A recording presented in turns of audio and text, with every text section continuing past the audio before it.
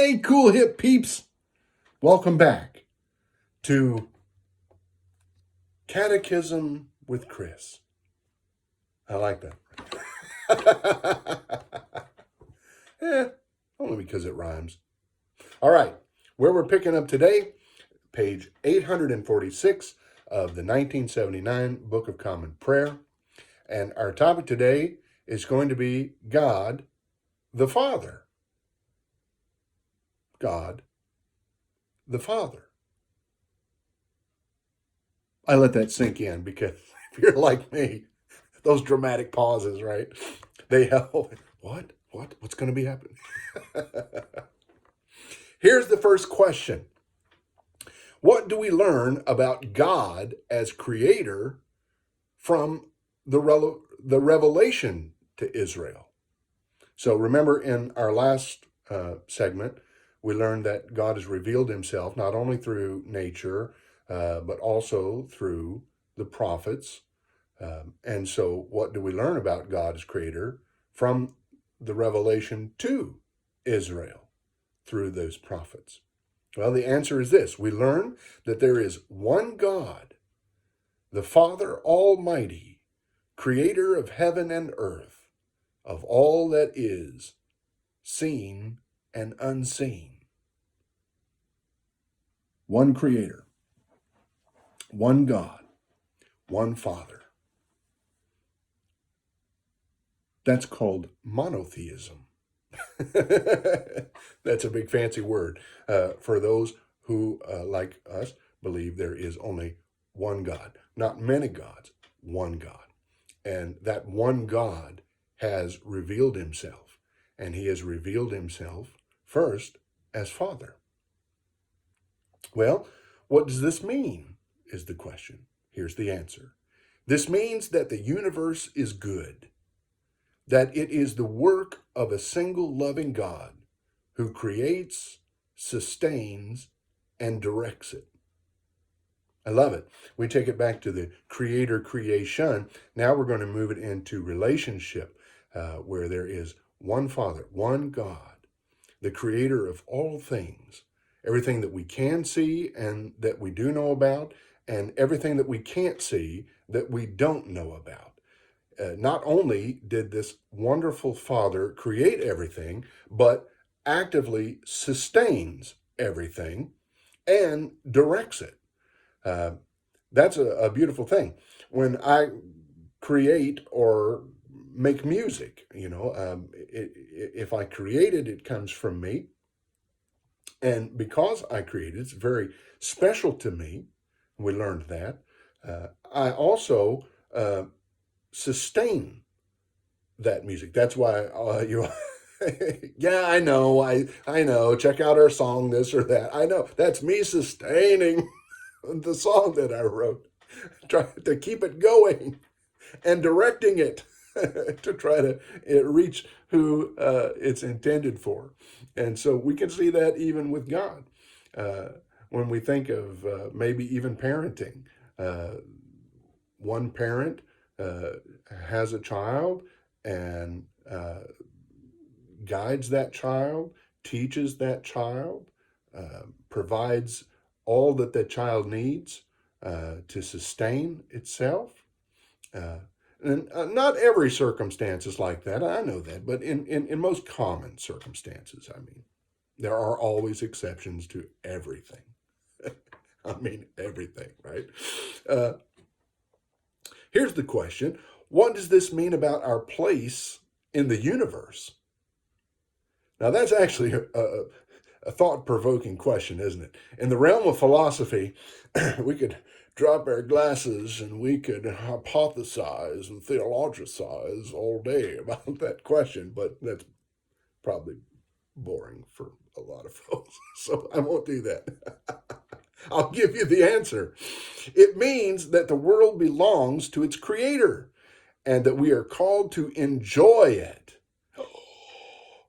Yeah, let me read it again. I lost you. Let me read it one more time. It means that the world belongs to its creator and that we are called to enjoy it and to care for it. I picked up all you earth people, didn't I? uh, in accordance with God's purposes. That's the caveat, right? So that's the question. The universe is good, and God created it all. He sustains it and directs us. Where is our place in it? Well, our place is simply that. First, to enjoy the creation that God made, right? Uh, Not everything is wrong, people. Not everything is wrong. We're going to deal with sin later on in the catechesis, but not everything is wrong. God created the earth for us to enjoy it. He created all this beauty for us to marvel at and take in and look at the oceans and the mountains and the plains and the. Do you want me to? Maybe I'll start singing an anthem there. From the oceans to the valleys. It's to be enjoyed. And I think that is something that we forget sometimes. It's okay to enjoy God's creation. It really is. But we're called with responsibility to care for it. And so we do need to care for it. We need to be conscious about what we do. My carbon footprint, right? What do we do with God's creation? Well, we're supposed to care for it in accordance with God's purposes. And what does it mean? What does this mean about human life, right? Since God created all things and he looked at it all and he said it was all good. And then the very next thing, he created all these animals and all this beauty and majesty for us to take in with our eyeballs. And then he created human beings in his own image and his likeness. And so what does this mean about human life? Here's the answer. It means that all people are worthy of respect and honor, because all are created in the image of God, and all can respond to the love of God. All right, so all people are worthy of respect, whether you agree with them or you don't agree with them, whether they float your boat or they sink it right to the bottom. As Christians, we are called to respect human life. We won't always agree. God knows that. We will not always agree. But we've got to get to the place where, as human beings, we can respect one another as the creation of God in his image.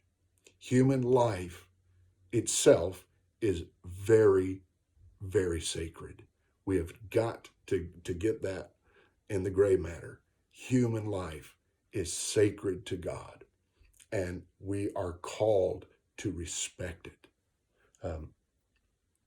Many people don't respect human life. Again, that's using the choice that they have to be in harmony with God or to be out of harmony with God. But to be in harmony with God, we have got to learn that all people, whether we agree with them or we don't, we like them or we don't, they are worthy of respect and honor because they are created in the image of God. And because every single person has the opportunity to respond to the love of God, right? Every person, no matter what you think of them, has the opportunity to respond to the love of God. We've got to show the love of God as a reflection, as the creation reflects its creator. We've got to show them the love of God. It doesn't mean that we have to like everything. It doesn't mean that we sanction everything. It doesn't mean that we approve of everything, but we've got to respect and honor human life and be a vessel that communicates the love of God in a way that allows an individual to respond to the love of God. That's what we want. We want to respond to the love of God. Well, how is this revelation handed down to us? Well, we talked about that through history, through the prophets, through the creation itself, all of these things. But here's the answer. This revelation was handed down to us through a community created by a covenant with God. a community created by a covenant with God. Now, maybe you tuned in and you say, well, Chris, I get it, but I don't have a community. I don't find any place where I can fit in at the moment. I don't have that kind of a community. Well, you do now. Welcome. Welcome to my table. There's always a place for you here at my table. You know, Donnie and I, when we launched Cool Hip Priest, yes, we're musicians, and I like to call us missionaries of music. But we also wanted to have community of people who maybe don't think that they can fit in anywhere else. And that has kept them from using their choices to respond to the love of God. Maybe they haven't seen folks that were very loving or welcoming or accepting. Well, what Donnie and I would say to you is this. For right now, just consider us your community. Consider all the cool hip peeps your community. We can start right here, right now, in this community. So, originally the community is the Hebrew people, Israel, and God created a covenant with his community. And we're going to talk about the covenants in the next section.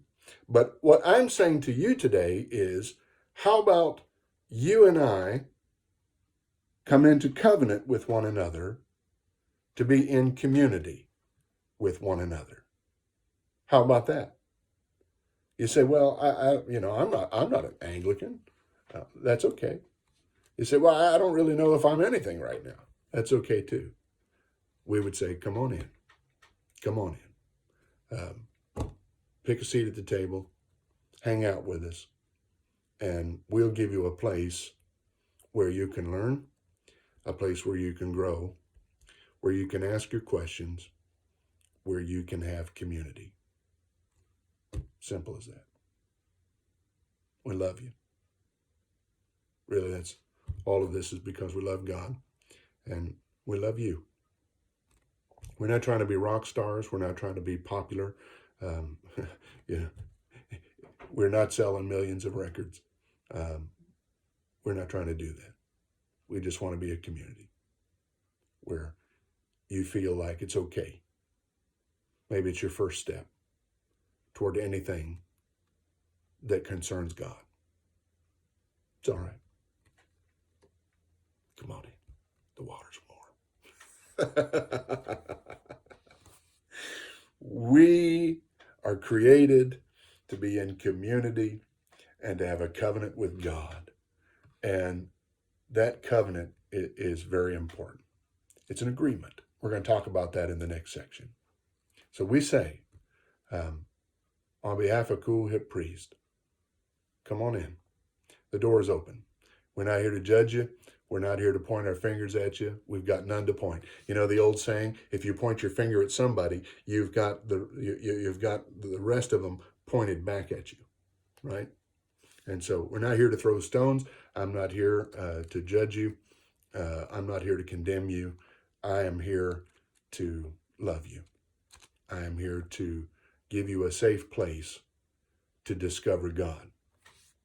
He's the one that does all the other things. He's the one that sustains us. He's the one that cares for us. He's the one that makes us grow. He's the one that changes us. And so that's not my job. That's God's job.